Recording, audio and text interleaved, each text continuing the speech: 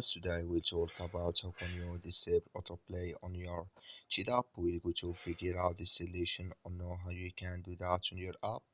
So you just follow these ways, then it's going to work with you.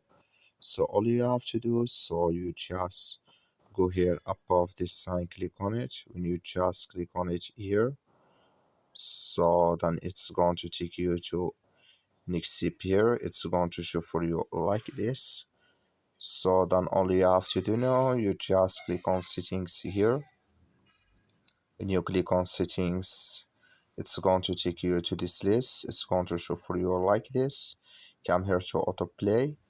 So then you click in this sign or this color.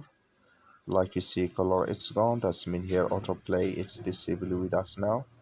That's all you have to do. That's all. Thank you for watching. Don't forget to support us by like and subscribe. Thank you for your watching.